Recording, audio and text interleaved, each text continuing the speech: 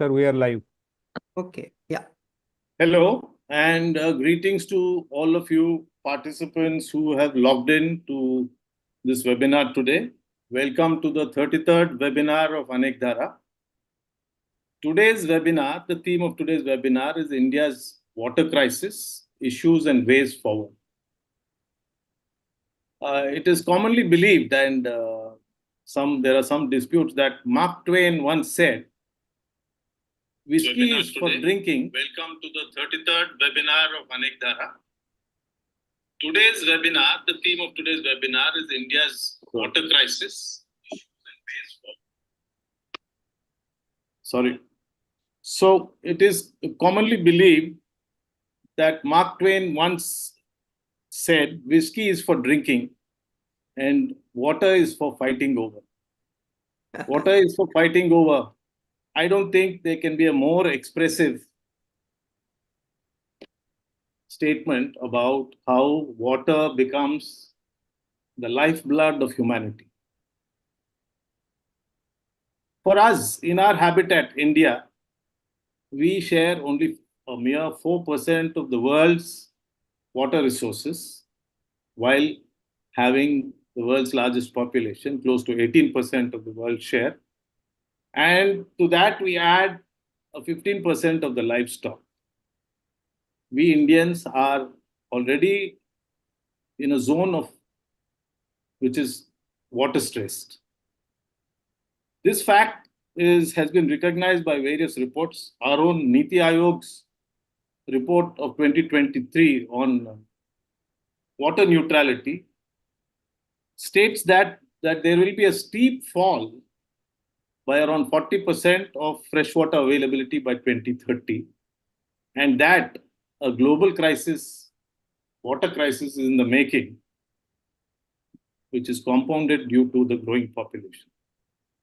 Another report of 2023 of the UN Water Development Report also gives a warning about the urban scenario. It says close to 2.4 billion people, which is nearly 50% of the urban population, is going to face water scarcity by the year 2050, and that India is projected to be the most severely affected. So we know that there is a grave crisis which we are facing, not just in the cities. We know the shortage of water leads to agricultural production losses. Shortage of water leads to industrial interruptions. Shortage of water leads to energy outages. Can we really imagine a life without access to clean water? Any such imagination will only conjure up a form of terror. So given this bleak situation which is projected by all these reports, are we as a community doing enough to avert this terror in our valley? Have we done enough? And what is to be done if we have not done enough? These are the things which we should be looking at to help us understand the magnitude of the problem and the possibilities thereon to avert a bleak future. We have with us Shri K.J. Joy, who is an activist, a researcher, and a writer who has spent all his life in the domain of water, environment, and related development. I now have the pleasure of introducing Shri K.J. Joy. Shri Joy is a senior fellow with the Society for Promoting Participative Ecosystem Management, SOPPECOM Pune, and one of its founding members. He is an activist researcher working on people's rights to natural resources at grassroots and policy levels. His interests include democratization of natural resource governance, water conflicts, water ethics, environmental justice, social movements, and people's alternatives. He was a full-time activist with the rural toilers movement in South Maharashtra. He's a part of networks like Forum for Public Policy Dialogue on Water Conflicts in India, India Rivers Forum, Vikalp Sangam, and the Campaign to Defend Nature and People, CDNP. Shri Joy was a Fulbright Fellow with the University of California at Berkeley. He received the prestigious T.N. Koshu Memorial Award in 2016. He is also a visiting faculty at the Shiv Nadar University. He teaches water science and policy and rural management to the master's program students. He was a member of the drafting committee constituted by the Ministry of Water Resources, Government of India in 2019, when they were drafting the new national water policy. Shri Joy has published extensively. He has a long list of books and articles, some written alone, some co-authored. I will list a few just now. Number one, Water Sharing and Protection, Interstate Dimensions, published in 2024, Oxford Academic. Review of the Food, Water and Biodiversity Nexus in India, a 2024 publication. Knowledge, Policy, Practice in the Water Sector, Illustrating Contestations and Disconnectedness of 2024. Split Waters, The Idea of Water Conflicts, 2021. India's Water Futures, Emergent Ideas and Pathways, a publication of 2018. Alternative Futures, India Unshackled, published in 2017. Water Conflicts in India, A Million Revolts in the Making, of 2008. And Making the Sardar Sarovar Project Viable, a comprehensive proposal to modify the project for greater equity and ecological sustainability, of 1995. So we can see, friends, that Shri K.J. Joy blends formal epistemic knowledge with knowledge gained from the experience of grassroots activism. So we can't, in my opinion, find a better speaker to address us on the issue of India's water crisis. Just one more thing, we, as is our practice, we make this webinar interactive. I would request our participants to post questions on the YouTube chat box. The questions will be taken up after the speaker concludes the presentation and the address.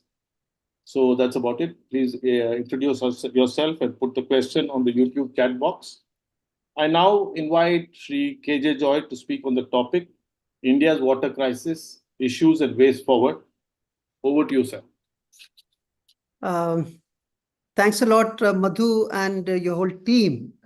Anyway, I just came to know people like Ravi, Gagarin, Smitha, Ravi Babu, and Sadiq Ali, and all your other team members for giving me this opportunity to be part of this very interesting initiative. I like the name itself for the platform because I feel in the country today, over the some years, this is something which we are missing, the plurality of voices, the whole diversity the country brings in, and there is a whole systematic effort to homogenize everything. And I think in such a situation, this type of initiative is very important to keep the whole spirit of pluralism intact in the country. So I don't claim to be a huge expert in this area, but whole my 35, 40 years of my work has been primarily in the water or allied sectors in the country. Partly I've learned from my own work in the rural Maharashtra, which is a drought-prone region where we're mobilizing people around the issue of water and drought issues and things. So most of my learnings I carry from there. And I also have been lucky enough to work with people who have spent their whole life on water and natural resource issues and things. I've been part of various collectives. So what I'm going to present today, I would like to make it very, very clear that they are not my own original ideas or other things. This is something which we have collectively developed. So I don't have any property right over any of this, what I'm going to speak. I'm only trying to organize this thinking in a particular way so that we make some sense of what's happening around us. So that's what I am planning to do over the next 30, 35 minutes. I'll just share my presentation now.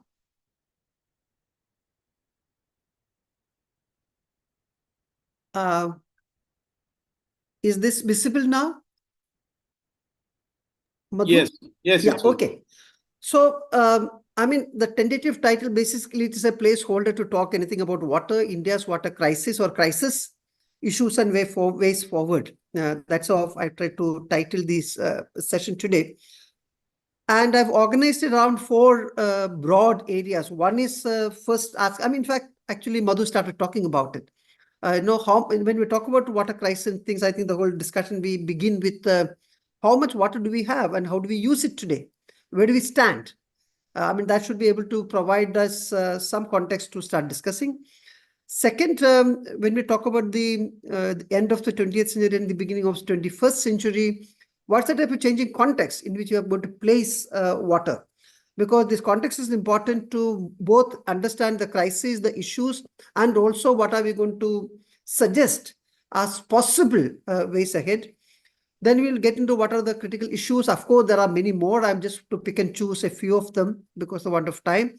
And I would also put forward some tentative ideas in terms of how we can move forward from this crisis. Yeah, I'm sure many of you who are part of this program who are maybe above the 50 years is familiar with this visual. Since we don't have much of an interaction with the audience here, otherwise I ask questions about what does this mean. So this is we know that in 1969 on July 20th, Neil Armstrong and Edwin Aldrin landed on moon, the first humans to this. And from there, they took a picture of the planet Earth. What did they see? They saw planet Earth enveloped in a blue color. So that's why we call Earth a blue planet. But I'm sure in the present time, if somebody takes a picture, it may not be as blue as we today, at least in the Indian subcontinent. Probably you may have gray and plastics and other type of things, floating around all over the place. So we are saying that, okay, what is a blue planet? Then we need to know how much water are we talking about actually. Though we are talking about a blue planet, nearly 97.85% of the water is salt water, which is in ordinary conditions, we can't use it. Of course, there is reverse osmosis and other type of things are coming up and things, but that's aside the point. And 70% of our planet is ocean. So what we talk about fresh water is only about 2.5%. And of this, nearly 3/4 is ice in the polar regions and unavailable for any type of consumptive uses and things.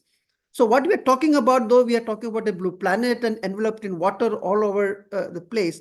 We are talking about something like a 0.007% of the water that is present on Earth. That is, we find in rivers, lakes, soils, vegetation, and what we call aquifers, where we can exploit or we can use this water. So I think these numbers, the idea is not to probably make you fear about what's going to happen, but make us humble, saying that we are talking about a very, very limited finite resource, and they should be able to shape our thinking about when we say that how much water we use, when we talk about water footprints, and the type of intervention we make in nature to get this water, etc., etc. So this is one thing. In fact, it reminds us of this whole famous saying, which I think all of us have grown up with: water, water everywhere, but not a drop to drink, which is a rhyme of the ancient mariner, the sailor, who were there. And I think it reminds us that, this is a situation. Now, coming to Indian context, this is the broad numbers, which is, given by the official institutions or data, which says that irrigation is the largest user. It actually accounts for about, little more than 85%. Domestic water is a little less than 7%, and industry is about 1.2 or 1.26. But over the years, the projections are saying that probably the domestic water use and the industry are going to go up, and there is going to be intersectoral contestations and conflicts in this. Basically, also there are projections to say that what will be the scenario for 2030, 2050. There again, probably what we're saying is that there is going to be quite a bit of change between different sectors and their use over time and things, because that's a type of developmental pathway which I want to talk in my next segment. So this is broadly to give you the numbers. There are many more numbers which you can churn out and things, but as a basic, just to begin our conversation, that's what I thought. Now, I think it's also important to place some of these discussions on the type of changes which is finding around us in terms of context setting. So I think this is also something which Madhu mentioned, urbanization, industrialization, and what I call liberalization, privatization, globalization as an economic paradigm, which got changed in the 1990s and things. So there is increasing urbanization, and the 2021, though the census was not done, what are the type of projections show that in many states, the urban population is either close to 50% or places like Tamil Nadu, Maharashtra, etc., or even little more than 50%. So the global population, the urban population has to increase, and also the type of small towns which are mushrooming all around us, and that has an impact on the water demand to some extent. Though it is said that India may not go the European or the Western way, in which bulk of the people will be moved out of agriculture, and agriculture will be done by about 6% or 7% of the population. Probably India is not going to go that pathway. Substantial population would remain within the rural areas and doing agriculture as the main livelihood activity. But we can also speak in terms of absolute numbers. The numbers in the urban area are also going to increase. The second issue which we talk about when we talk about urbanization is there is a visible change in the rural areas, what some of us call increasing urbanization of rural aspirations. And very often we don't talk about it. And because this is also going to make, because the rural people also have their own aspiration changing, saying that, okay, they also like to get enough quantity and quality drinking water, for example.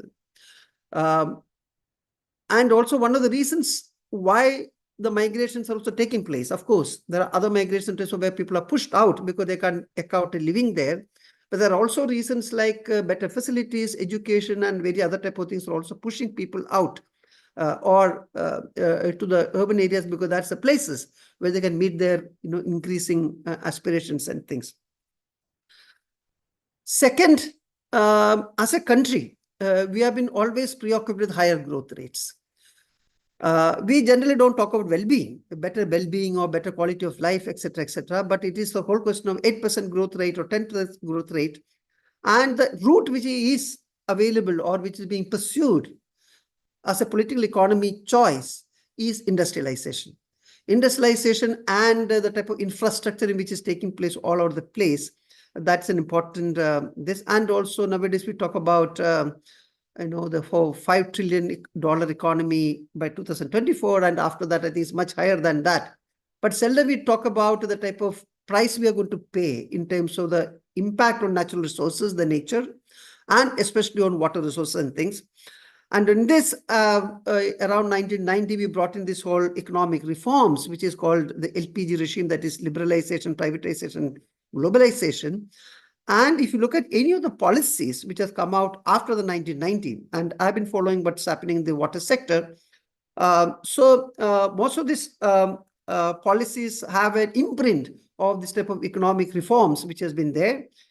The word like privatization of water, which was not there earlier in many of the policies, has come in big way in the policies. We are talking about economic pricing of the water resources. There are many other elements which have come into the water policy discourse after the post-1990, and we need to take note of the type of changes and why these changes are taking place, where do these changes come from, etc. There's a word increasingly used like closing basins.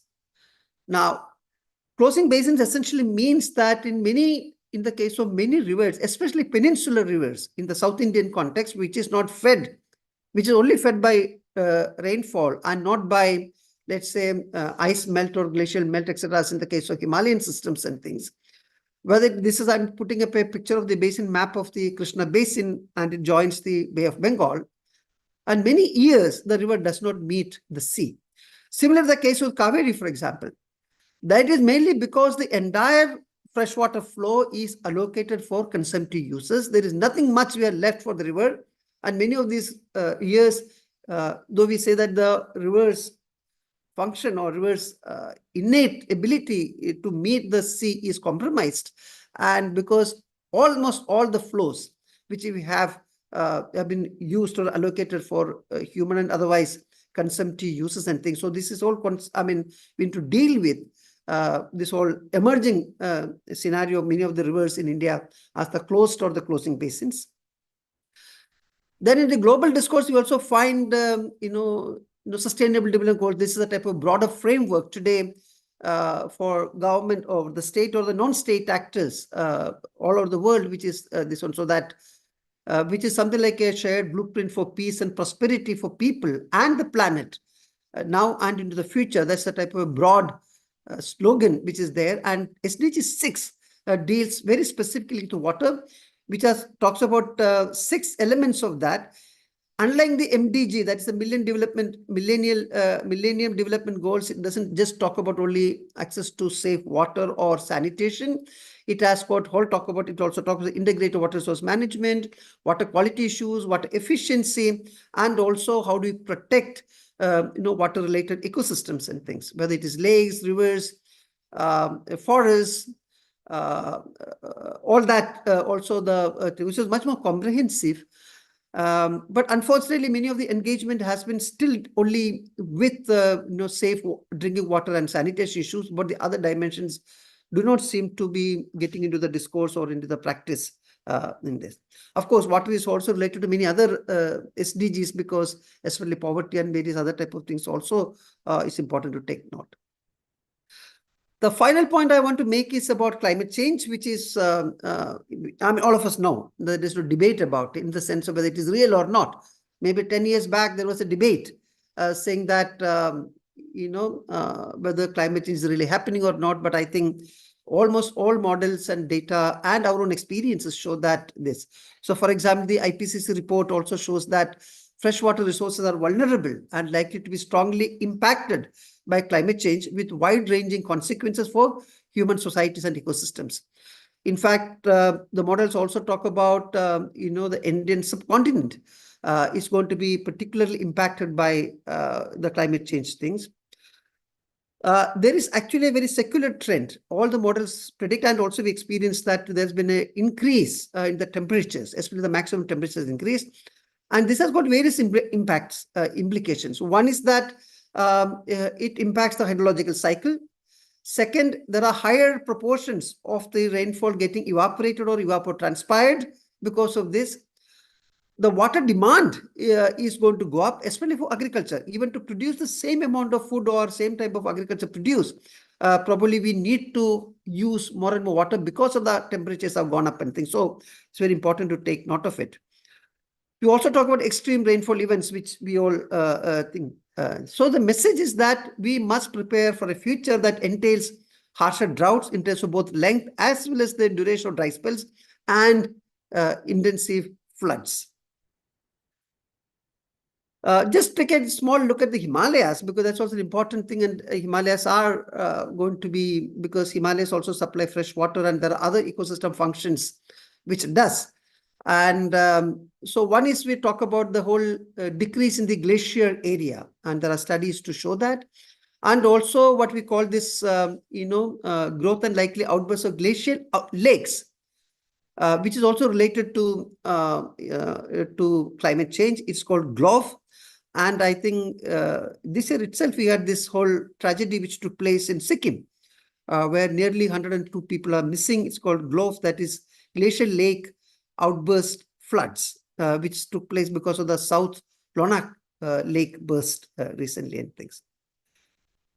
But interestingly, if you look at the entire discourse about climate change and things, there is something called a climatization of everything. As I said, maybe 5 years back or 10 years back, there were a lot of people who are doubtful about things, and especially the state agencies were still not very convinced, saying that whether climate change is real or not. But today, then everything is now blamed on climate change. When there is a, for example, in Wayanad, we had the tragedy recently, that is blamed on climate or climate change.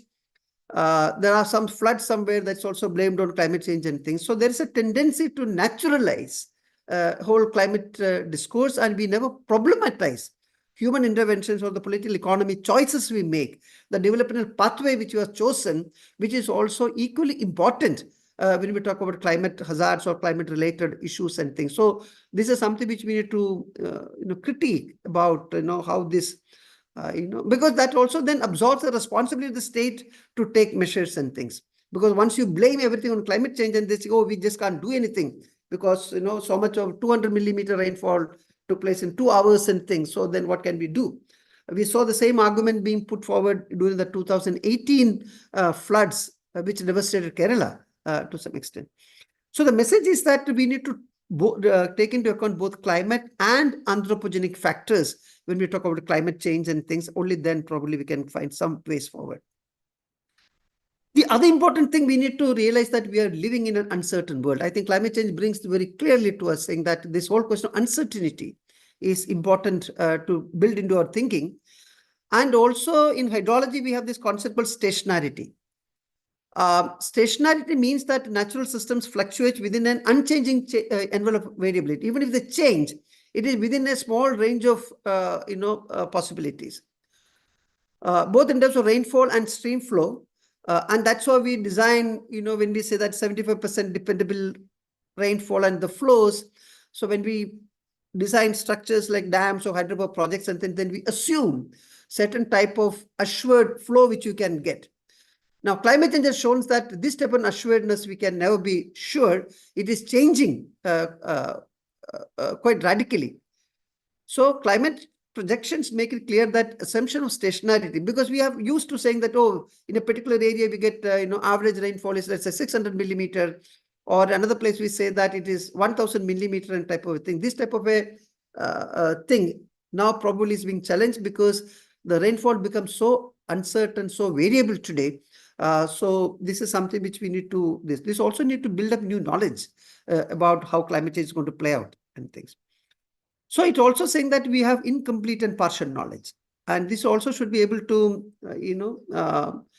shape our thinking to some extent. It's not that humans know everything what is going to happen. There is something called uncertainty, incomplete knowledge, or we really don't know things.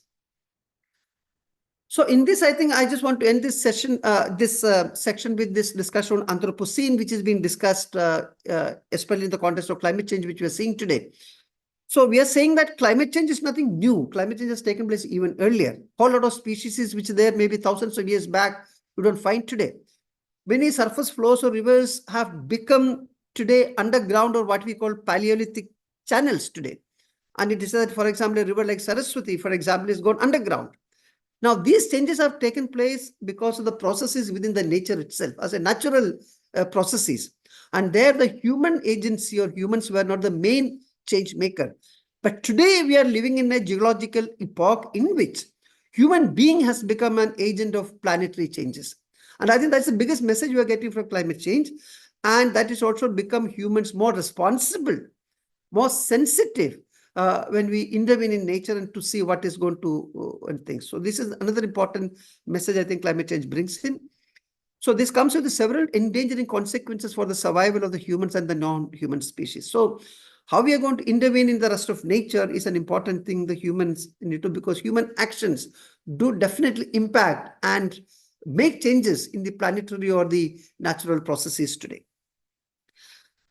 Now, in the third section, I just to bring your attention to some of the critical issues in the water sector.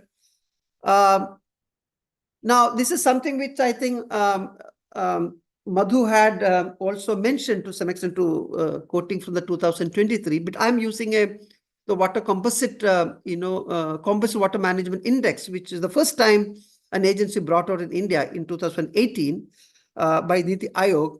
So it says very clearly, India is suffering from the worst water crisis in its history, and millions of lives and livelihoods are under threat. And they say nearly 600 million Indians. When we say 600 millions, today it means that nearly 50% of our population face high to extreme water stress. Nearly 2 lakh people die every year due to inadequate access to safe water. And this is interesting, saying that soon we are going to, the demand is going to outstrip the supply. By 2030, the country's water demand is projected to be twice the available supply, implying severe water scarcity for hundreds of millions of people. And they also estimated saying that, the GDP, the gross domestic product, about 6% loss is reported or is seen is because of the water stress and lack of water and things.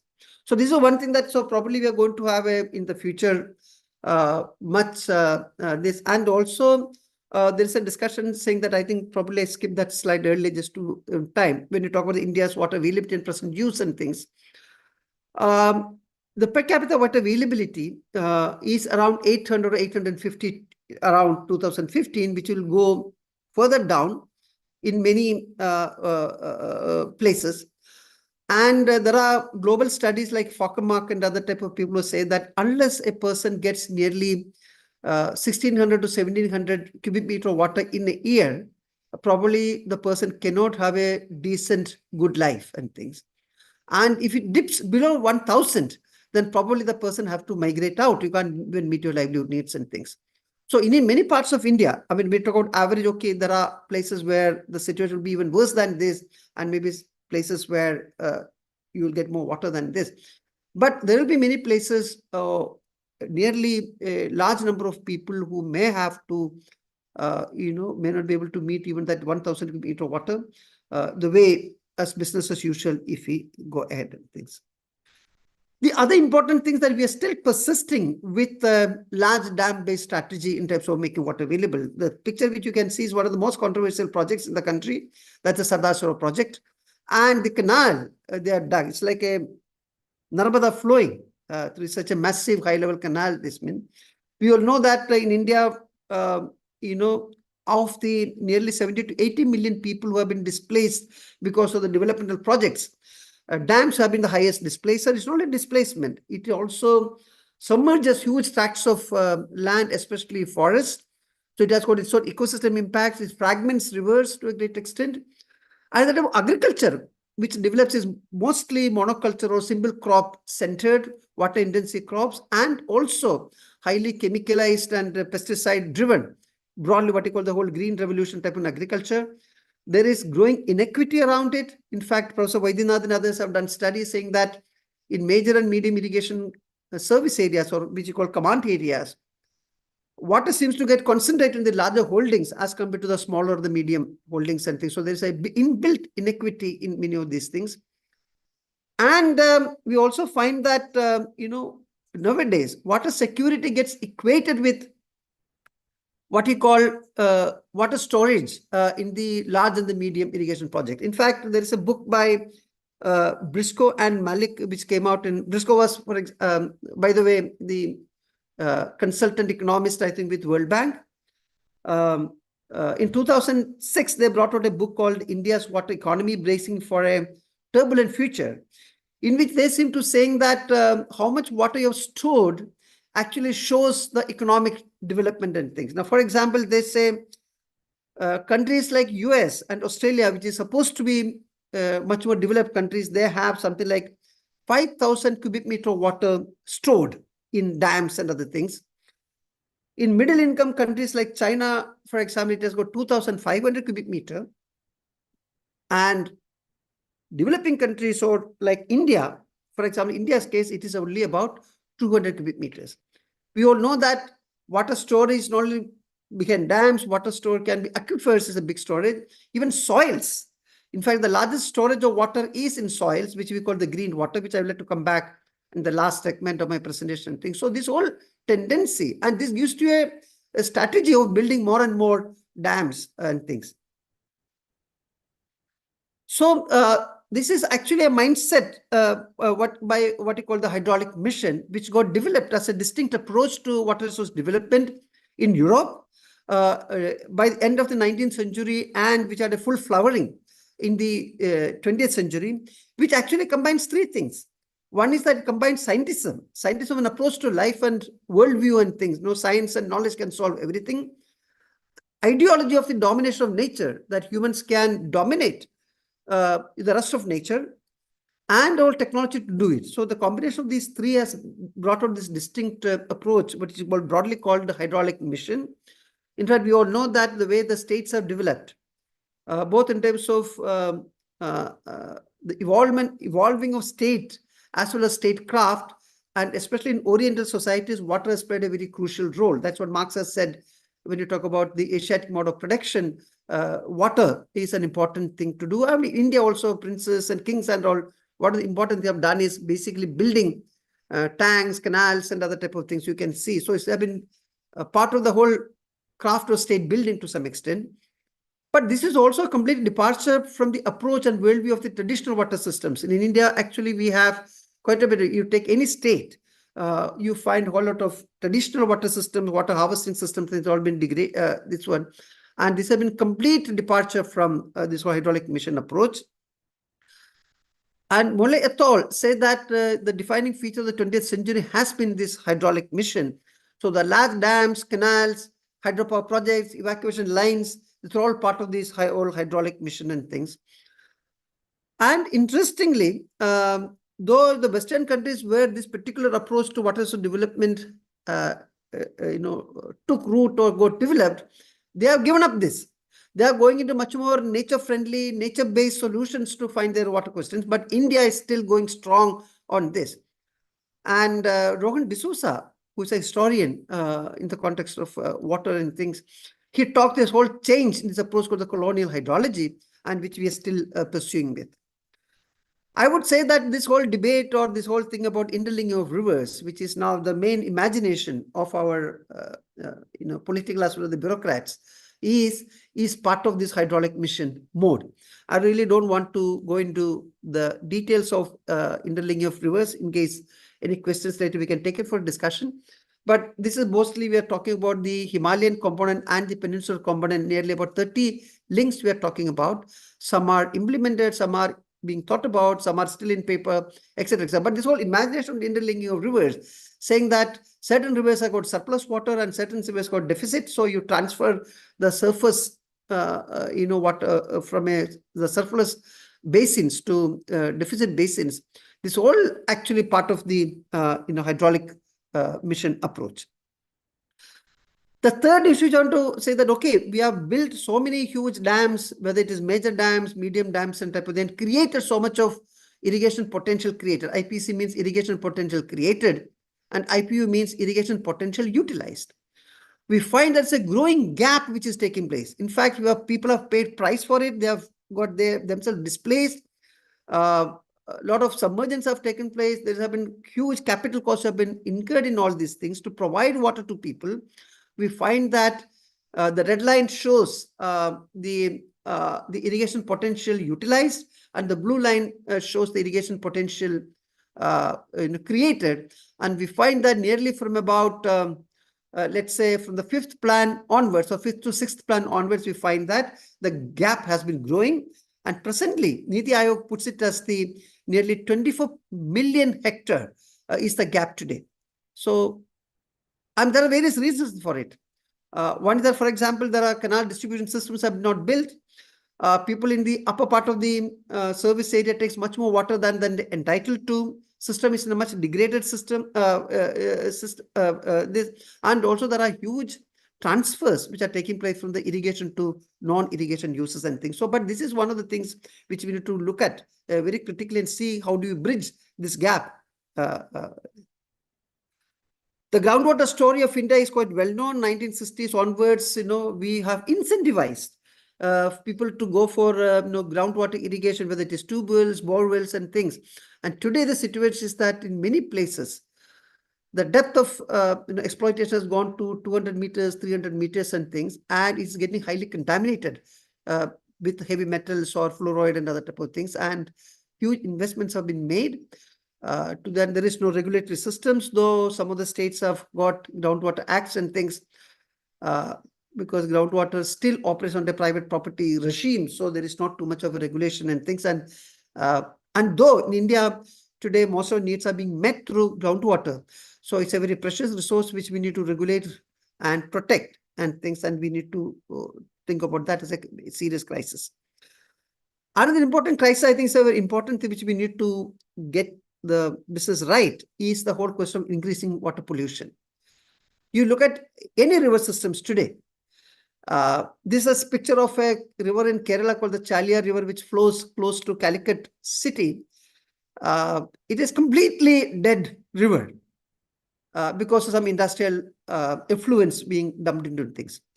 There's a CSS study which shows that in India, we generate something like 40,000 million liters of sewage every day. This is basically urban sewage, and not even 20% is treated. And the entire thing is untreated, goes into either aquifer or into streams or rivers and things. And that also makes whatever the water we have, limited water, that also becomes unusable and things. And also we talk about increasing arsenic and fluoride contaminations. There is increasing drought, which is talked about. There are huge numbers in 2015-16, which we can see nearly 330 million people getting affected by drought. And opposite to the whole geography around floods is changing and also increasing. In 1960, we had something about 18-19 million hectares, which was highly affected by flood. By 2011, it has become nearly 50 million hectares. It's like nearly a threefold increase. So both, irrespective of all the interventions we have made in the sector, in the water sector, we are not able to basically take care of droughts and floods. And also the other thing which I mentioned earlier was this whole intersectoral water contestation which is taking place, and a whole lot of water getting reallocated from the rural to the urban and agricultural industries. This is a picture of the Hirakud Dam, the first site of a major water grabbing by industries from agriculture, which saw a huge movement by the farmers there against this, and they have been able to regulate to some extent. This is the first struggle by the farmers to this increasing trend towards reallocating or water from agriculture to industries. This is very close to Mumbai. This is a district in Palghar where the Surya major irrigation project was actually constructed to provide irrigation to the farms of the Adivasis, the tribals of that area. Today, the situation is that nearly 75 to 80% of the water is taken out of the system to provide to Vasai Virar, which is a blooming suburb in Mumbai and things. And in Maharashtra, there is a study by Prayas, which is an NGO which is doing a study between 2003 and 2010. Nearly 2,000 million cubic meter of water has been reallocated from 51 dams to non-irrigation purposes. Now, when we talk about 2,000 million cubic meter, it actually translates into an irrigation potential about nearly more than 300,000 or 3 lakh hectares and things. So I think there are huge changes which is taking place and things, and at whose expense is going to take place is something we need to take into account. As I said earlier, because as a result of the whole the economic reforms which took place, there is also increasing talk about water privatization. There are two types of privatization taking place. One is water source itself getting privatized. In fact, there was this famous case of Shivnath River in Chhattisgarh, where a 15-kilometer stretch of the river is given to radial company on an operate and build and transfer type of a principle, basically to provide water to a upcoming industrial belt. And the local people who are dependent on the river has been, banned in accessing the river. There was a massive struggle against it and things. Much closer to us, in terms of time, was this whole Coca-Cola struggle in Plachimada in Kerala, where groundwater was given to a bottling plant, the Coca-Cola, and they started extracting water, and they gave to two things. One, people started losing their own drinking water and increased pollution in groundwater, which we also saw a massive movement, and the plant is shut down now. And Coca-Cola plant or any type of bottling plant is only limited to Plachimada. There are many other places it is mushrooming, and this is something we need to take into account when you talk about providing water security to people. There is a second mode of privatization which is called under the name of PPP project, that is public-private partnership type of projects, and especially in the urban area, this is coming up in a big manner.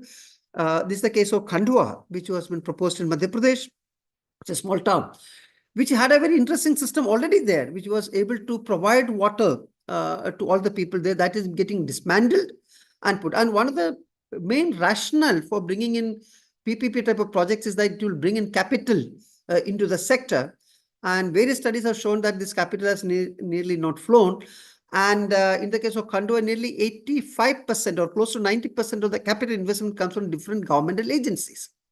So then this whole talk about, going for, to privatize service delivery through PPP projects is also something we need to be particular about. There is increasing water conflicts and contestations. This is an area which I've been working on. In fact, just want to, like Madhu also started saying thing about some of these issues about conflicts and things. I remember a conversation many years back when I think a particular water resource minister was there from Bengal at the national level. And he said, look, I'm not Minister of Water Resources, but I'm Minister of Water Conflicts, because that's the way it is. And especially the interstate water conflicts is something which we now have a hand on. Though some of the transboundary conflicts, in terms of transnational conflicts, we have been able to put some semblance of an agreement, and most of these agreements are working.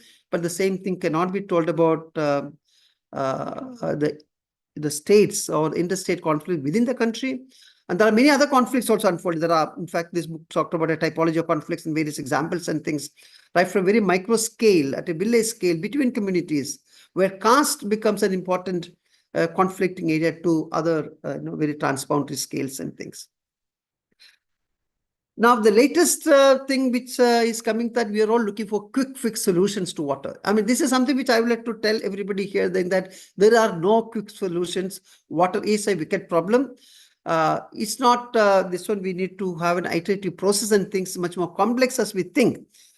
This one example which I'm giving is this Jalyukt Shivar Abhiyan in Maharashtra. Jalyukt means farms with water, and where they are gone for stream or river deepening, widening, and straightening.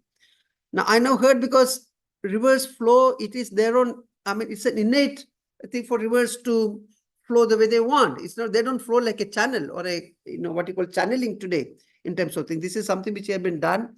There's some more pictures of that.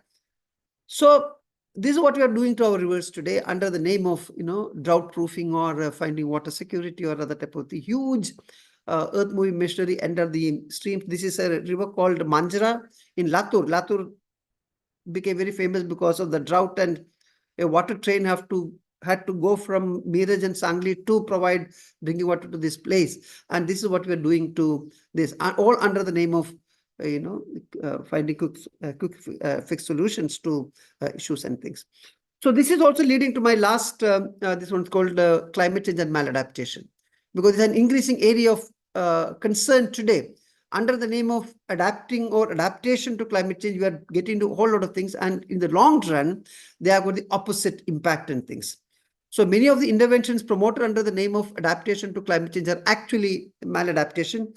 One is what we saw, this whole Jalyukt Shivar type of program supported by the government of Maharashtra.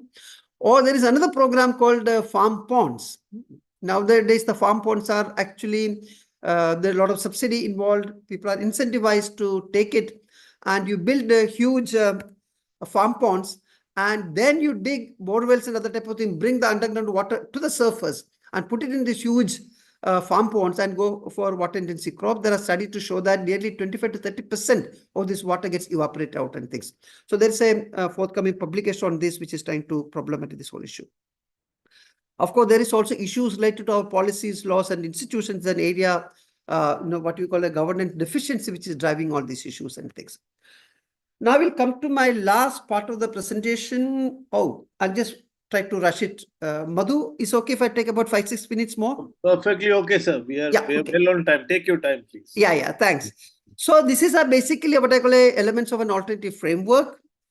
One is that there is a whole issue about our own worldview, mindsets, and ethics. Because I think unless we change our own mindsets or looking at natural systems, the rest of nature, rivers, probably we have a problem. In fact, it reminds me of Ramaswamy Iyer, who was the Secretary of Water Resources and who was a very well-known person in this. So rivers are not human artifacts. They are natural phenomena, integral components of ecological systems, and inextricable parts of cultural, social, economic, and spiritual lives of the communities concerned. They are not pipelines to be cut, turned around, welded, and rejoined. This is precisely what you are going to do in the case of interlinking of rivers. And he wrote this in the context of interlinking of rivers. And also we have this maxim saying that any drop of water going to the sea is a waste. In fact, the entire water resource department's philosophy has been embedded in this, saying that the whole thing has been to dam and store every drop of water. And the entire hydraulic mission, which I talked about, is around that. But I mean, this waste, concept of waste actually first came into the concept of land with the colonial powers. They said that any land which is not earning revenue to the queen or to the crown was treated as wasteland. Today, in the context of water, also we say that any drop of water which is going to the sea is waste, which means any drop of water which is not put into consumptive use or human use is a waste, or any drop of water which doesn't bring you revenue. In fact, in the drinking water today, we have a term called non-revenue water. So these are all basically things, but today there is scientific evidences that if you go on doing this and tampering with the runoff in ways that could have a significant impact on freshwater flows into the sea. In fact, there's a very interesting research, very high quality research, which was done in 2014 and 20 by the Ministry of Earth Sciences called Multi-Institution Ocean Mixing and Monsoon Program. In fact, we had a good presentation by the chief scientist who led this program when we were drafting the national water policy in 2019-20. So the study very clearly shows that tampering with runoff from the major rivers, like they did a study on Brahmaputra and the Ganga on this, rivers will impact coastal upwelling, basin scale ocean temperature rise, upper ocean mixing, salinity, ocean biology it can impact, and dissolved oxygen concentration. And it will impact the monsoon rainfall in unknown and unanticipated ways. Now, this is done by a scientific body of the ministry itself. So I think when we talk about large dams or when we talk about interlinking of rivers, I think this is something, and in the context of climate change, we need to be very careful about what we're doing. So the suggestion is that we need to follow the contours of nature. We need to be talking about the integrity of river basins and their carrying capacity. They need to be factored into all our developmental planning. In a particular basin, if there are a lot of, whether it is agriculture, non-agriculture, industrial, and other type of activities are going to come up, then we need to take a basin level assessment. People also talk about a cumulative assessment to see how much it can support and keeping the integrity and the ecosystem functions in place and things. That is something which is important. Second, we also talk about in water sector and many other sectors also something called precautionary principle. In the session, in the slide on climate change, I said that we are living in an uncertain world. There is all the variability. Our knowledge itself is partial. So in situations where there is a conflict of knowledge systems or on the same phenomenon is seen differently, and the knowledge itself is partial, then probably we need to use the precautionary principle, which means that if our decision goes wrong, then we fail on the in the right side. It doesn't create too much of a problem. In fact, the context of this whole Mullaperiyar Dam in between Kerala and Tamil Nadu, there's an argument saying that because one side it's a 130-year-old dam, the scientific world is actually are not in agreement whether the dam is safe or not. And there even Ramaswamy Iyer and others have said that here is a very clear case of using precautionary principle. And similarly, you also talk about subsidiarity principle, in the sense that, I mean, this is something which we need to take into account when you talk about huge projects and things.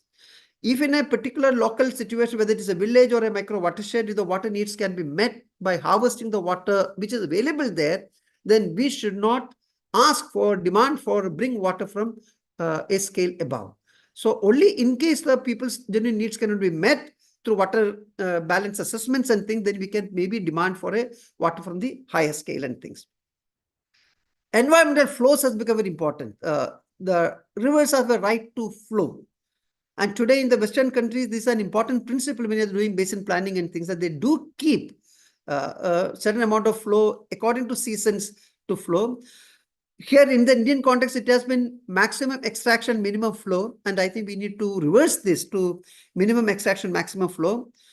We are also nowadays increasingly talking about Rights of Rivers Act, because the Uttarakhand High Court had given a verdict saying that parts of Ganga and Yamuna are, legal personhoods and they can, giving a legal right. This is also a phenomenon which is taking place across the world today, starting with New Zealand, one of the rivers.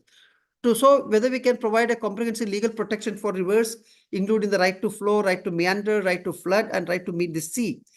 And at least we need to start. I mean, there are problems with some of these things because we are not completely discussing this out and how this, when you say right or reverse are going to actually work out in practice. There are issues to be sorted out, but I think we need to start a national debate around this. As I said earlier, the emphasis should not be on water storages in terms of dams and other type of thing, which you call the blue water. It should be on green water. How do you build the soil moisture through different measures and things? That is our biggest water storage, and especially in the context of climate change. How do you recycle and reuse our grey water? That's the sewage water, which I talked about earlier. And how can we bring this irrigation potential, create an irrigation potential utilize? In fact, that is much cheaper and much faster options. Today, to create 1 hectare of irrigation through major or medium irrigation, we are talking about 8 lakh to 10 lakh rupees. That's the type of capital investment the state makes. Today, if you're going to target this, and this easily we can bring about 24 million hectares into irrigation services and provide people irrigation with much lesser cost and much faster. And there are a whole lot of other demand management. We need to options like shifting cropping patterns to agroclimatic conditions, or better agronomical practices, which is much more water saving and other things. And here we also need to step out of the water policy or water sector and also look to other sectors. Because one of the things, why is farmers, let's say, produce sugarcane, go for sugarcane even in water stress conditions? Because there is a processing facility, there is value addition, there are factories. So agro processing is an important thing. How do you take it forward and broad base it to other things? Remunerative prices for other crops, which is important. Introducing millets, or which were nowadays called nutri-cereals, into midday meals and other type of things, which can open up a huge market for this, then better price for farmers. So there are different things we need to look at. Water use prioritization need to be relooked at it because especially in the urban context, this is very important. We make a distinction between lifeline water, like water used for drinking and cooking, etc., etc., and also water used for other things which we call luxury water, whether it is for your toiletry purposes, gardening, washing vehicles. And mind you, a bulk of this water goes into luxury uses today. Today, we are depriving the rural areas and bringing water from there to long distance, 200 kilometers, 300 kilometers, and bring to urban centers. And most of this water goes into luxury uses. So we need to take care of that. Equity and distribution is an important thing which you need to talk into when you talk about the element of thing. How do we share this water much more equitable manner? It's important, taking caste, class, gender issues into it. And also, how do we bring in adaptive management? I told you that we are living in an uncertain world. We are not very sure about many things. Things are changing quickly. Variability is there. The knowledge system is there. Then we have an adaptive management. So in the light of new experience, new data, we'll be able to make changes and take care of the uncertainties and things.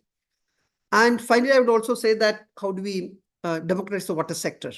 We also need to create institutional spaces, which is today lacking at different scales, starting from a micro watershed to transboundary reverse scales and things, where you create legally mandated institutions where people can come together, participate, share data, information, experience, negotiate with each other and type of thing, and come to terms. And today, this is absolutely missing in our institutional architecture.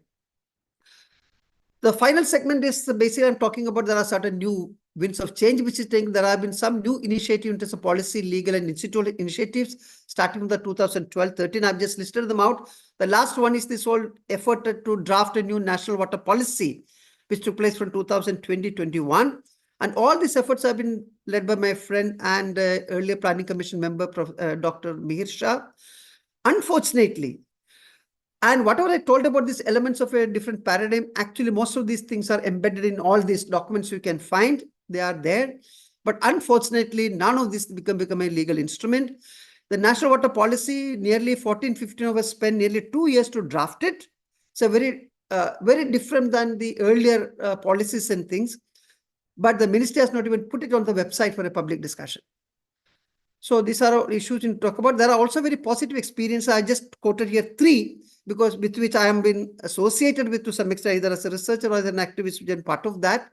What is this Hivre Bazar village in Ahmednagar district, where they have been able to regulate groundwater use by 2 simple decisions, saying that no bore well will be used for irrigation.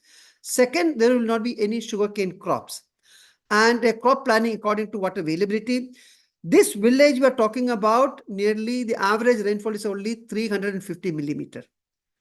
And the type of prosperity the village can, at least I am not seen this type of prosperous village, mainly managing with their own local water.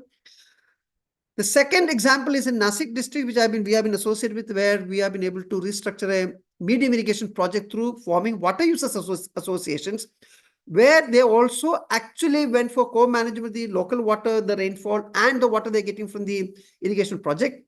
And even in a few cases, they also brought the private wells under the jurisdiction of the water use association, try to regulate it. And the entire project today is being managed, governed by a federation of these water use associations. The last one is an effort which is ongoing now, which I am part of it also, called a huge lift irrigation scheme, bringing water from Krishna River to drought-prone regions of Sangli and other areas, where we are trying to restructure this. One is integration, so groundwater and surface water, water coming from the Krishna and the local rainfall will be used in an integrated manner. Equity, every person, irrespective of the land holding, will be provided 1,000 cubic meter water for the agriculture use or productive use. Participation, the whole thing will be managed by the water association, where the farmers themselves manage it. And also a little more efficient system, the entire distribution system is through pipe delivery network. As some of you know, we have one of the most inefficient irrigation, in the sense that even conveyance, like if there is 100 liters in the dam, by the time that water reaches your farm, it becomes about 40 liters. So it's about 40% efficiency. So we need to talk about. So finally, what I want to stop with is that, this might look a utopian idea and things. And my plea to all of you is that unless we have utopia, we don't make a move. We don't move. So here I would like to quote and finish my presentation by this Argentinian movie director, Fernando Biri, who said, "Utopia is on the horizon. I move 2 steps closer. It moves 2 steps further away. I walk another 10 steps and utopia runs 10 steps further away. As much as I may walk, I never reach it." So what's the point of having utopia? The point is this: it makes us continuously advance. I would suggest that broadly in the natural resource sector and the water sector, unless we have dreams of a different future, we are not going to make this move. And all of us are living in difficult times today. And over the years, we have seen that whatever the ecologically and socially just, policies and laws we have, there's a consistent systematic efforts to dilute them for the sake of whether business or other type of growth and other type of things. So nature and water and ecosystems and rivers have been at the receiving end of things. So let us dream big and try to do things. So that's it. I stop here. Yeah, thank you.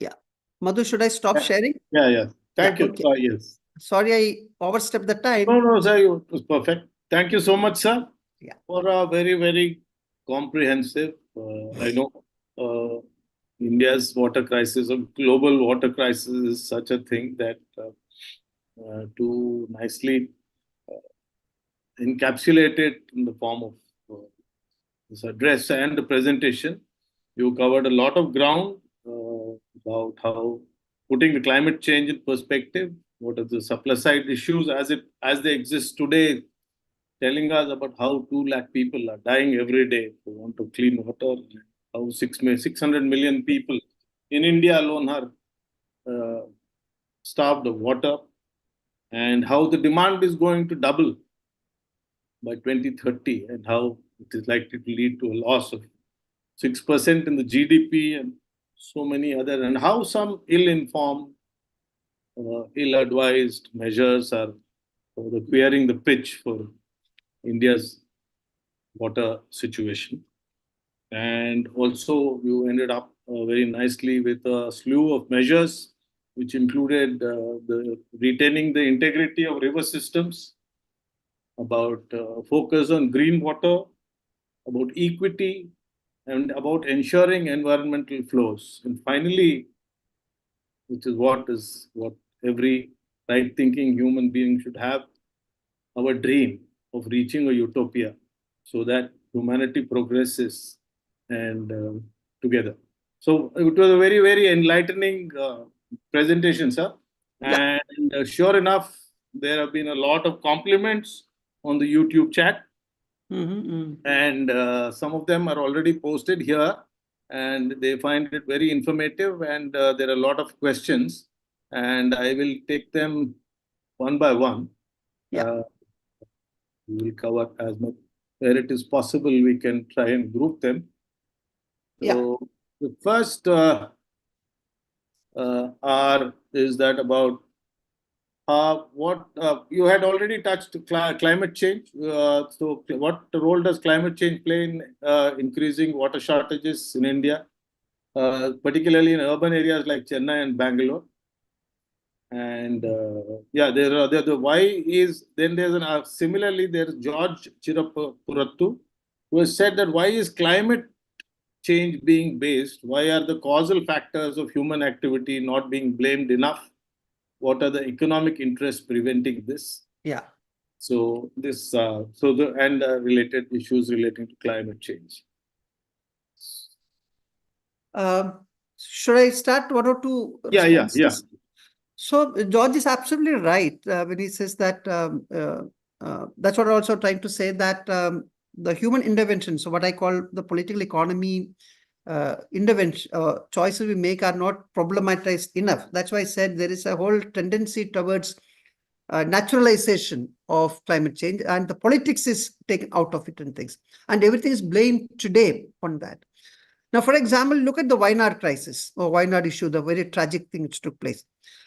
Any time when we hear or experience one of that, then we all talk, think about or remember Professor Madhav Gadgil and his report on the Western Ghat. He was leading that Western Ghat experts panel in which he had advocated a very different type of a thing. So whenever there's a tragedy like this, when we remember, these things. So my whole plea is that we need to, problematize other, climate probably is changing, but there are also human interventions which is creating this. Now, that's what I said, bring in the Anthropocene discussion also into this, because human agency is creating these planetary changes today, unlike in the earlier phase and things. So there are three trends which I find in the climate discourse today. One is that there are people who say that, okay, climate is the only thing happening today, and we need to take it on head on, and there are nothing else. And climate change is the major crisis, which is true. Climate is a major crisis today. There's a second set of school which thinks that climate is changing, but even so is everything else is changing. So we are in a changing world today. For example, look at the land use changes which is taking place. You look at even the Western Ghats, the number of quarries which is coming up, and the tremendous deforestation which is taking place, and tremendous land use changes which is taking place all across the country. So cropping patterns are changing. Everything is changing today. And within that, we also need to place climate change. Climate change brings in its own specific issues and things. The third school is that, okay, water sector is in a crisis. So even to resolve the water crisis, can we not use climate as an argument? We call using climate as a peg to hang your issues and things. So some of us, like me, belong to the second school. We say that climate is changing, but there are a whole lot of other things are changing. And for the climate to change also, these other changes are also creating a causative factor in things. So I think we need to, as George very clearly said, that we need to problematize this issue and bring into the mainstream discussion today, which is not taking place. And even in the NGO sector, very little sensitivity to this there. The moment we say climate, then we are all getting into adaptation and other type of issue things, and we're not even thinking about whether they are maladaptation or actually they couldn't. So this is a very big spectrum of issues, I think, which is raised here, which we need to be very sensitively discussed out. And then I completely agree with what George has said.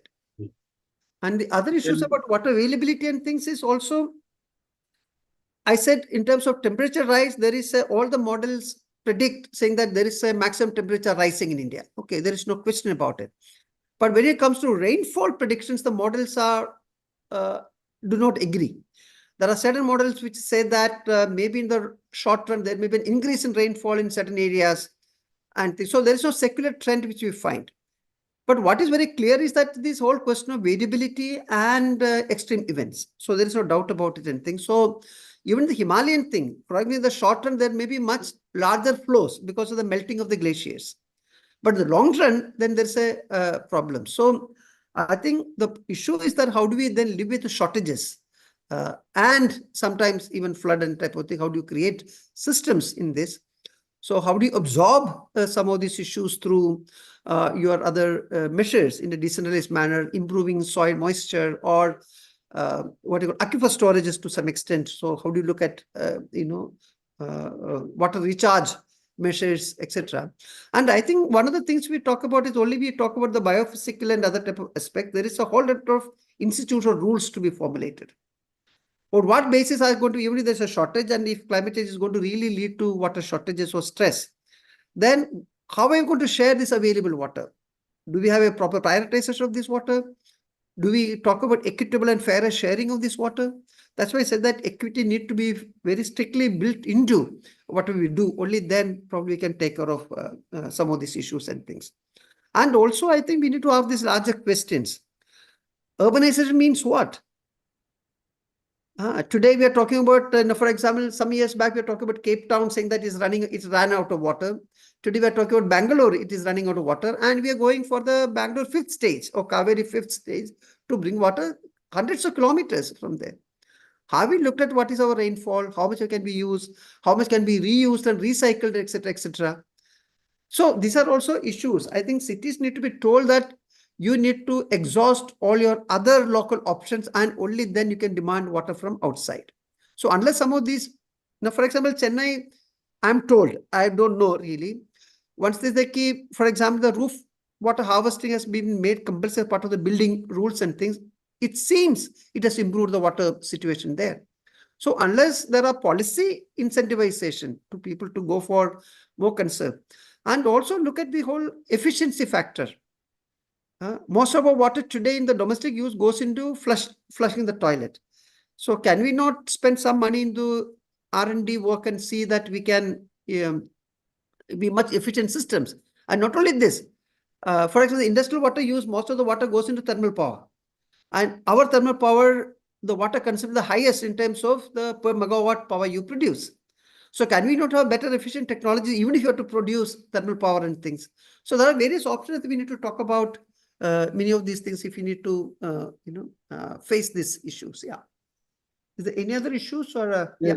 There are a set of 4 questions relating to equity. So one is I'll read out all 4. Any crisis hits the poorer harder. The poorer you are, the graver your vulnerability. The 4% water hole is cordoned off by the big wealthy animals, leaving the humble high and dry. How to handle this strange situation to at least a little extent.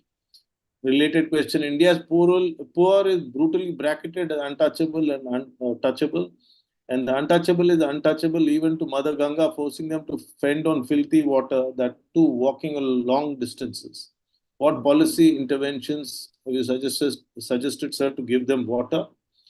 Then any crisis, that's the same thing. The one more question relates to the diversion of 80% of the tribal water for Vasai Virar region. So all these issues of equity, has democracy not been successful in ensuring equity and distribution of water for public? Yeah, well, I'll just respond very quickly. I think very, very relevant questions. I'm sorry that we may not have enough time to deal with it. I think they are very, very pertinent questions. Probably I might have, in my hurry to finish my presentation, may not have touched upon this.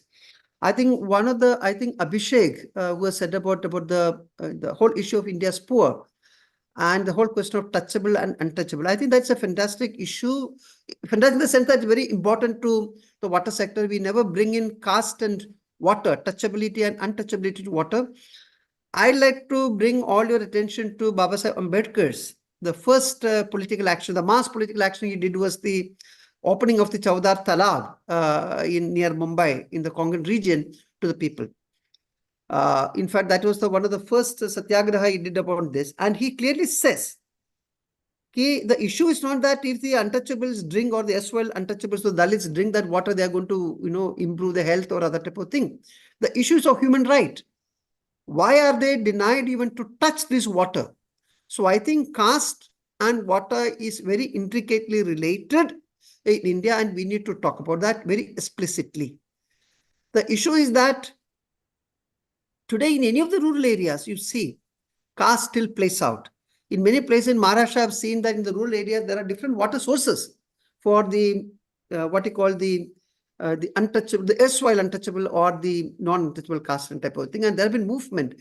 In Maharashtra, there is a movement called Ek Gaon, Ek Panota. That is one village, one water source in the 70s and 80s, which was a movement and things. So many of these things still play out. So I think we need to take this issue about caste and deprivation and access to water and things very clearly. And today you look at the irrigation water. I told that 85% of the irrigation water goes into agriculture. Now, who are these people? I don't think Dalits own much of irrigated land in this country. So I think a very relevant question, and we need to talk about that. And very often when we talk about purity and cleaning of like Mother Ganga type of a thing, the whole symbolism which we bring in is just to use, is more of a Brahminical symbols which you bring in, which excludes people.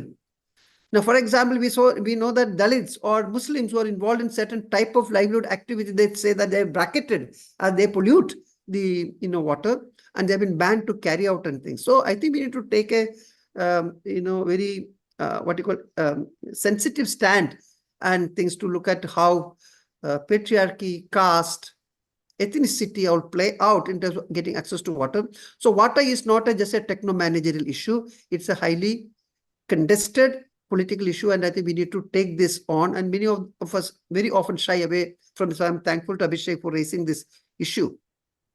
Yeah. Somebody said about Madhu, I think about Cochabamba. Yeah. Bolivia. That In fact, privatization of water and water wars in Bolivia. Yeah. So is that threat still alive or? No, interestingly, behind us? Cochabamba, in fact, I can share also an article. One of us, we have brought this a book called Split, What is the Idea of Water Conflict? There is actually a chapter on Cochabamba struggle. Now, Cochabamba it was an eye-opener to everybody because the Cochabamba city went for privatizing the water, and there was a massive movement against it, and cutting across all social sections, trade unions, local people, professionals, everybody got together, and then privately they had to scrap that contract. As a result, the government fell, and the new government came into power, in which they brought into a change. Like the constitution said, they came in with a new constitution. They said that no water privatization will be allowed in this country, and water will be treated as a fundamental right.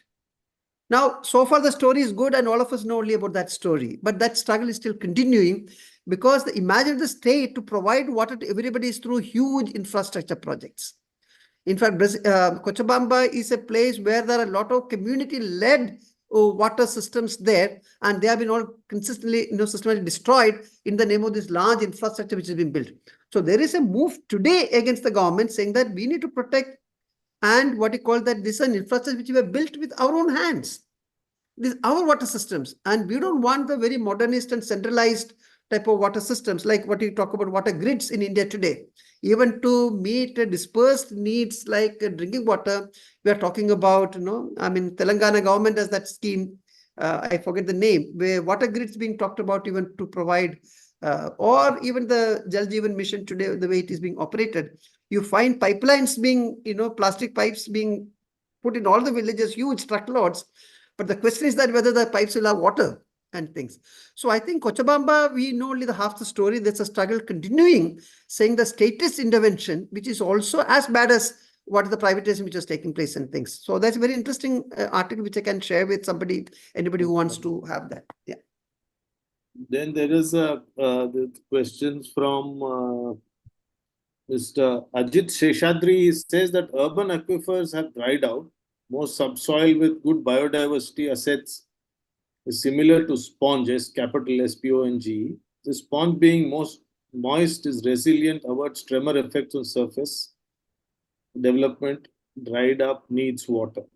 So I think this is a comment of.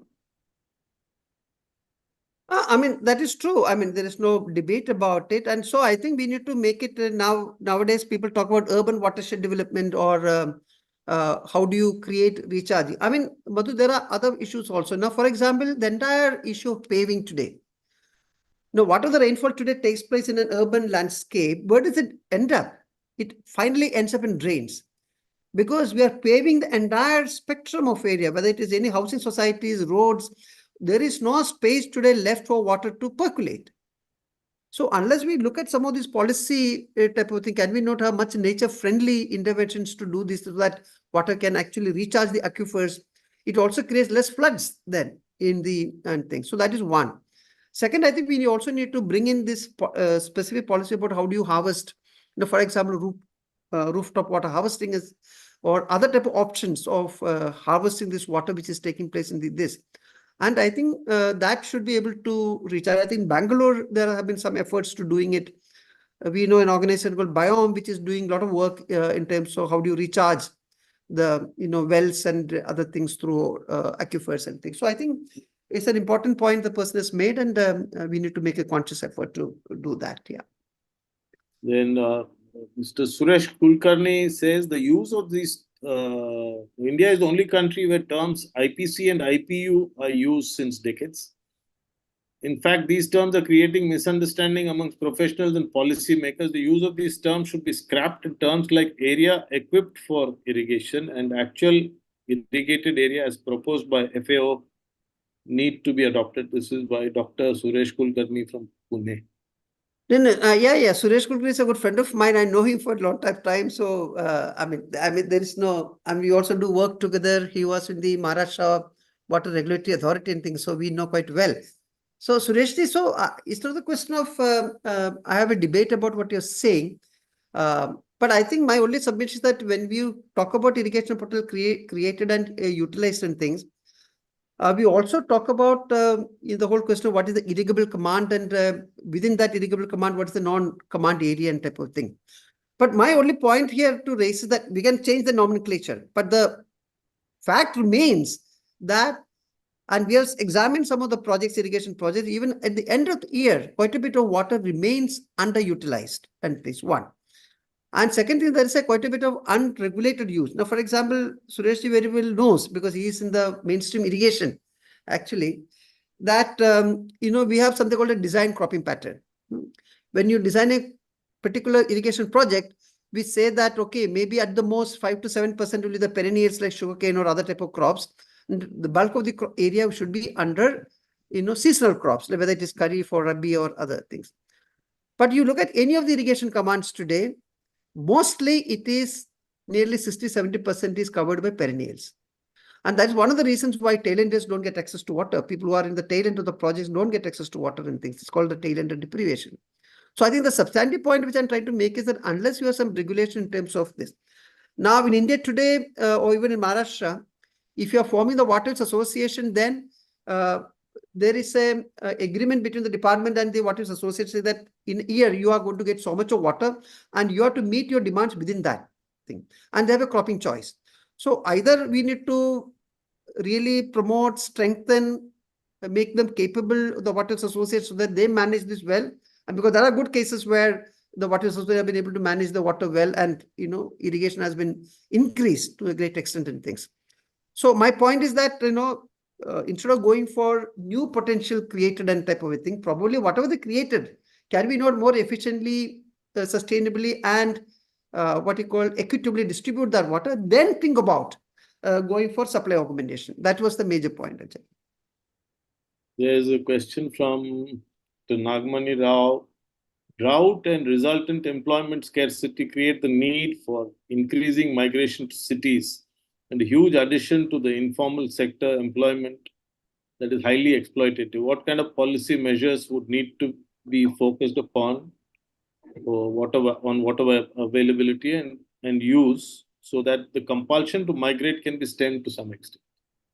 Basically, the distribution. Yeah. So important thing is that because of, I think partially mentioned that. So in the sense that because quite a bit of migration which is taking place, at least in Maharashtra, we have seen, is basically in the drought-prone regions where people don't get access to water.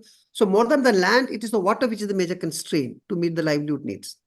So these are the areas like, for example, South Maharashtra or from other parts where the rainfall is much less or there are no irrigation support or irrigation security there. People migrate out to Mumbai, Pune or other type of places to this. So one of the arguments the social movement there also has been making is that if you can provide water, in fact, there's a methodology to calculate how much water is required to meet decent livelihoods, and there's a biomass-based assessment we have done. And this, I don't want to get into that discussion now. But what we are saying that we have made an assessment that, for example, even in the drought-prone regions of Maharashtra, there is something called this employment guarantee scheme, which has been working from late 70s and early. That was actually the first law to provide employment during drought periods to people. Now it is the Mahatma Gandhi, the National Employment Guarantee Program and things. But the precursor was the Employment Guarantee Scheme Act in Maharashtra and things. Or we also provide water by tankers.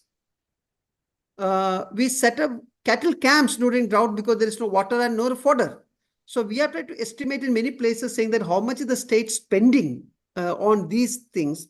And our contention is that if people are provided water, at least to bring, nearly, which I mentioned, about 1,000 cubic meter per person, then there is no need for these schemes. And the state can save this money and people need not migrate out. So basic thing is, how do you provide this water to people? And for that, we don't need always the large dams and other things. We can also harvest the water through watershed development programs. The local water can be harvested. And if the local water is not enough, then we need to bring the water from larger systems and things. So how do you bring in the whole debate about, how do you actually integrate local and the larger systems, or local water and the exogenous sources, etc., is very important. So basically the basis to provide this guarantee of water, a minimum. In fact, there was this Chitala Commission, which was appointed by the government of Maharashtra many years back. Even the commission report also says, on the minimum, everybody should get access to at least 1,000 cubic meter of water. If that can be guaranteed, then probably migration can be regulated. I'm not saying that completely can be stopped, because I also told in the beginning that there is a changing rural aspirations which is taken, which also push people to go to the cities for better facilities, education, or other type of things. So, but at least the push factor can be controlled if everybody get access to water and things. There's one related question about use of water in agriculture. That is, do you think techniques such as SRI agriculture, which advocate very little water in all crops, including rice, would have an impact on water usage in agriculture? Yeah, SRI, that is system of rice intensification, is important agronomical practice. That's why in one of the slides, I did mention that we need to shift to more efficient agronomical practice. And one is being tried out in many places, India and as well as outside. In fact, it came from outside, actually, called, system of rice intensification, where we thought that in India, for example, we have 3 crops which actually use most of the irrigation water: sugarcane, wheat, and rice. There are a lot of experimentation, a lot of interesting work has been done on all these 3 crops. How do you bring down the water footprint or the embodied water in all these 3 crops? And a lot of interesting work has been done on this. And one technique or one method is SRI. Otherwise, we all believe that rice is a water-loving crop, and only through standing water it will give productivity, better productivity. But today, the SRI type of techniques have shown the other way around, which goes for, I think, on the minimum, you can save at least about 1/3 of the water. A very conservative figure. There are people who have saved and giving much higher yield. So, and SRI also is being tried out in other crops today. System of root intensification, they say. So it has been tried out other field crops and things. But I think probably that is still in the fringes. There are a lot of NGOs and civil society organizations doing work on these things. But I think our mainstream agriculture research establishments, probably, this is if I stand corrected if my understanding is wrong, still have not accepted it as an important intervention and things. So the mainstream institutions in the agriculture side also need to reorient themselves to look at some of these things, which has got a tremendous potential. I agree with him. Yeah. Lekhya has one question about the water, the minuscule quantity of fresh water being continuously contaminated and poisoned. And other than searching for other plans, have our efforts to preserve our own water, rainwater harvesting, preserving soil to improve green water source been successful? If so, to what extent? And then there's another one on the intersectoral conflicts. Yeah. Will the domesticated Aam Aadmi end up surviving on water tablets while the industry gorge up rivers while uh, ejecting effluents into the same rivers? So, yeah, two questions. About this 4% and the entire the pollution part of it and things, I think that's a very valid, because I feel that this is one of the areas which India need to critically look at from two, three point of view. One is the increased industrial activity as well as lack of regulations. Now, for example, let me give you one example. We are celebrating the 50th year of the Water Act. It was basically a Pollution Control Act, which was, I think, passed in 1974, and 2024 is the 50th anniversary we are celebrating. In fact, my friend who is no more, called Manoj Mishra, who worked for, some of you might heard the name, for the Yamuna Ji Abhiyan, who is the one who actually fought for Yamuna. We lost him last year because of the COVID. He had started a book called, on Intimate Water Tales, 50 years of water stewardship, actually to commemorate this 50 years of the Water Act and things. Now, really, in the 50th year, the entire effort is to dilute this act. In fact, there's an amendment which has already come, which actually doing away with all the criminal thing related to if there are repeated offenses and other type of a thing, and they are completely diluting the Water Act. The Water Act itself, here there are a lot of problems, but they are further, instead of strengthening it, you are actually going one step backward. So I think this is an area, because when I say that the fresh water is very limited, and what we can now bank on is what the type of, what you call the return flows. Some people call it, every user also throws up certain return, actually comes back into the system. Now, when I say drinking water is like 100 liters per day per person, it's not that entire 100 liters we consume and we retain it. Most of it comes back into the system. Industries say that, oh, we use only 1% or 2% of the water. Why are you blaming us? The issue is not how much water you use. The issue is that in what form the water comes back into the system and its impact on the larger water bodies and things. Now, 1 liter of polluted water can have an impact of polluting maybe 10 liters or 15 liters. So 10 to 15 fold the impact can be. So the issue is that we need to look at these comprehensively, both from a civil society action, because people have to be vigilant about it, because the centralized agencies can't do this. We have the state pollution control boards and everything. We know how they function to some extent or don't function. But I think citizens' initiative. In fact, I remember when the Tungabhadra case came up as a pollution because of the Birla factory in Harihar Polyfibers. There was a massive movement, and they set up a citizens' watchdog committee. And apparently things have improved there. So unless there is a awakening about water pollution across the country among the people, a water literacy movement, and then we have certain conducive institutional and legislative type of, and both together, I don't think we'll be able to take this. And for me, I would say that if India has to meet its water needs properly, then we need to talk about water pollution, water recycling, water reuse, and many of these luxury uses in the urban context can be met through recycling of this water. That is one of the important recommendations that 2020-21 National Water Policy is making. And the second question is related to the industries gobbling up the rivers and things. Yeah. Is that? No, one was, of course, the issue of, pollution. The second is how industry, the priority of water distribution is going to the industrialist, while the common man will end up on water tablets. So, So that's what I said. And while at the same time, the industries are polluting the rivers. So I think nobody is saying that industry should not be given water. I think that would be because a lot of livelihoods are also dependent on that. But industries also, because there are some of the industries started talking about socially responsible water management. I know a couple of cases, especially in the software industry, they are trying to see that within their own campus, how can they reduce the water footprint in terms of the use of water, whether it's a toilets or other type of thing, and they're keeping a monitoring the system every year and try to see the water demand is brought down. They recycle the water, and also water the rainfall takes place within their campus, then try to recharge and use it and things, so that the dependence on the other fresh water becomes much less. So these are only very isolated cases. So I think probably we need to bring them on board, make them part of the institute I talked about, this multi-stakeholder platforms and things, so that we also have established a dialogue with them and see how their actions are actually this and what can be done collectively and things.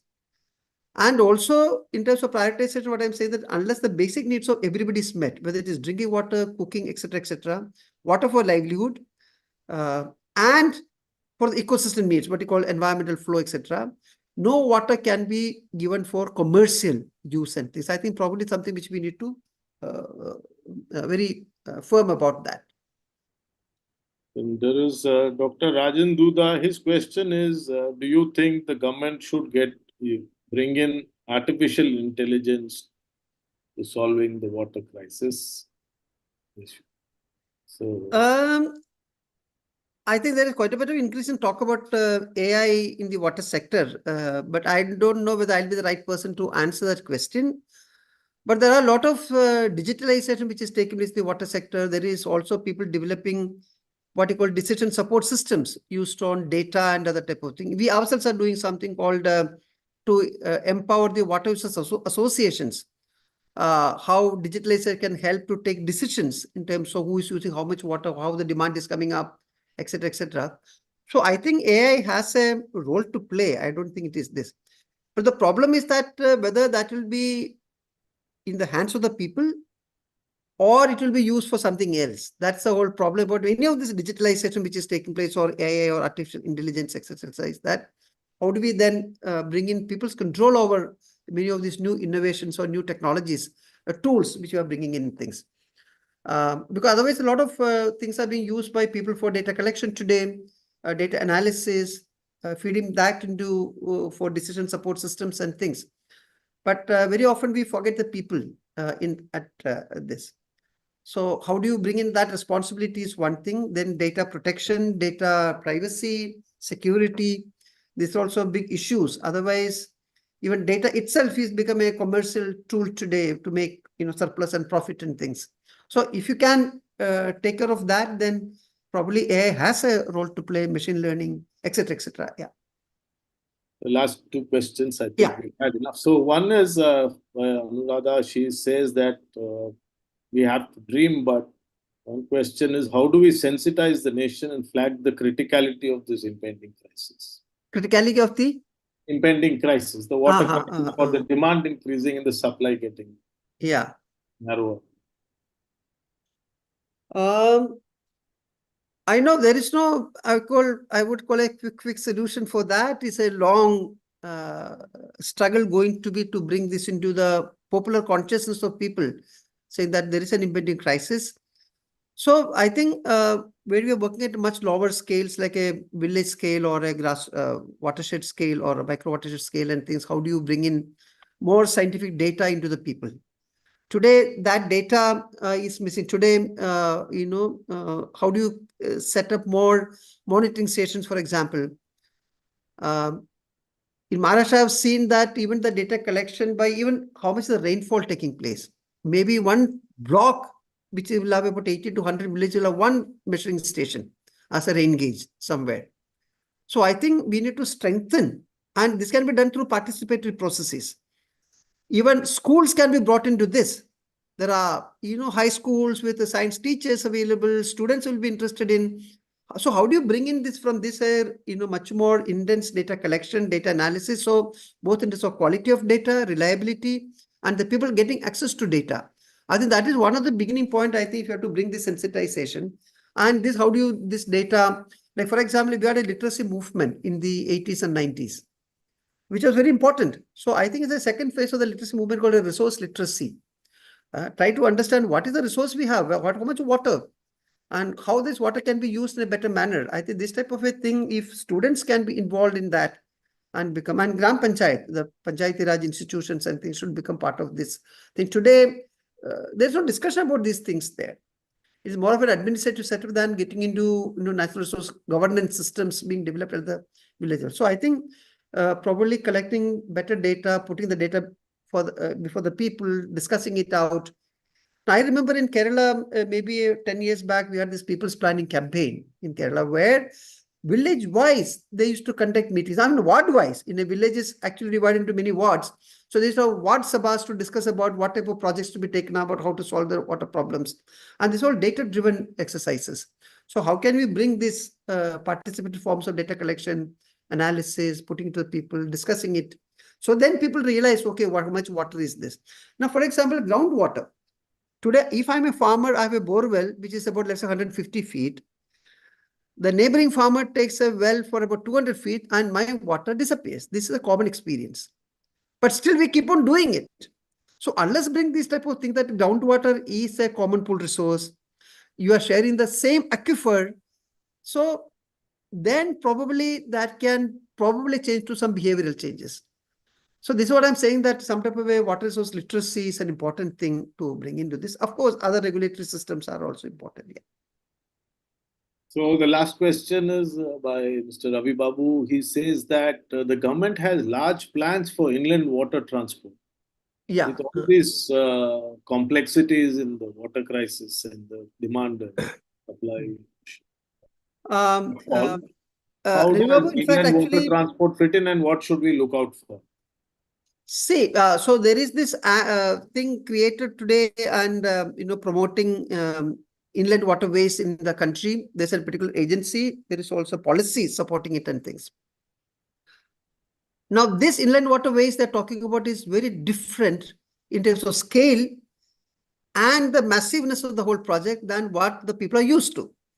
Like in any of the Kerala, you come, you have got an inland water transport. I mean, it is known, all the rivers are, people do use it as a, because then that type of a decentralized and smaller systems are supposed to be ecologically fuel efficient because you don't use and things.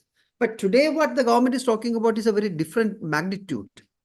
Now, for example, in terms of Ganga, I mean, in fact, there is a group of people who are working on this. My own friend, Shri Dharmadhigari. I don't know whether you could think of organizing a session on inland waterways. Manthan Adhyayan Kendra is doing very dedicated work on inland waterways, and we all work together also. I can give you the details and you can keep a session by them on inland waterways because it's an important issue. Now, the way the size of the vessels which are going to go, none of our river systems can take it today. So there's a massive dredging going to be. Massive dredging. And this capital dredging, what they call, is now being taken out of the EIA. That's the environment impact assessments. So there are a lot of problems, and also there are questions being raised or even on economic viability. The huge multi-nodal model systems are being built in many of these. Varanasi, for example, one of the this. Hardly any movement. There is no cargo movement. There is nothing. So we are creating such systems and things. And also the type of oil spills can take place and the type of accidents. Already there are many taking place. So we need a much better regulatory system. So nobody is saying that inland water transport should not be promoted. But what type? Who is going to use it? What type of cargo movement? And many of these are also used for hazardous cargo movement. And if there is any breakage or other type of accidents taking place, the entire river systems are going to get. So there are problems with it in all this. So I think I would suggest that, and they are thought about many inland waterways, routes and things. I think many they themselves have declared that they are unfeasible today. And inland waterways also, they used to say that it doesn't require any land acquisition. Now in Kerala, we have seen a case where they want to have acquire land and create a new canal there to connect. So what I'm saying that though conceptually inland waterways has been always, people have used it even ancient time onwards, is a good system. But today what you're talking about is a very different order of magnitude. And that brings in a whole lot of problems with it.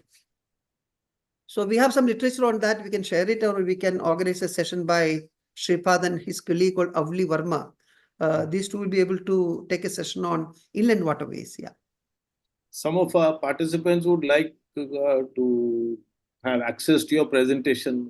Okay, please share. No problems at all. Yeah. Absolutely. You can put it up on the public domain. No issues. Yeah. Thank you so much, sir, and for such an elaborate and nice presentation. And there was a lot of enthusiasm, lot of compliments, and lot of questions, and which you fielded so patiently and explaining them clearly. I think the participants, I must thank the participants for joining us today and being with us for almost 2 hours. And thank you, Joyce, for giving us your presence and your presentation. You have enriched the activity of Anekdhara, which we are completing a third year this year. And your presentation was, in a sense, a wake-up call during the Amrit Kal. Yeah. I do, I hope, I do hope that all those good work which has been done between 2012 to 2021 takes the form of a statute, and then we are able Let's see. to Yeah. guard ourselves better. Like so, let us all walk towards the dream Hmm. and the utopia. Thank you Yeah. so much. I want to thank my team, Mr. Sadiq Ali, and the rest of my friends. There are some youngsters like Zohar Rawat and Shreya Rao who help us with Oh, creating. Shreya is there. Yeah. Okay. Shreya's done the poster, so we have a lot of support from young people also. Oh, I want to great. thank Yeah. everybody. And before I sign off, I would like to say our next webinar would be on the 29th of September. It will be on the current crisis in Bangladesh and its implications for India. So hope to see you all again there on 29th September. Thank you so much. Thank you so much, Joy, sir. Thanks. Thank you very much. I really enjoyed it, especially the questions. Yeah, yeah. Very relevant questions. Sorry we didn't have enough time to deal with them, but very good. And thanks a You lot for managed all to of cover you. most. I may have skipped one or two because Yeah. they were Yeah, already that's fine. covered as Yeah. part of the presentation and other. Yeah, yeah. Thank you so much. And in case anybody wants my email address and they want to communicate with me, that's fine. You could Yeah, yeah. I will put it in a group on the website Okay. along Yeah. with the presentation. Yeah. So, Okay. Thanks a lot, sir. Okay. Thanks a lot. Wonderful. Thank you. Thank you, everybody. Yeah. Bye. Thank you, sir. Bye. I'm ending the stream, sir. yeah, please.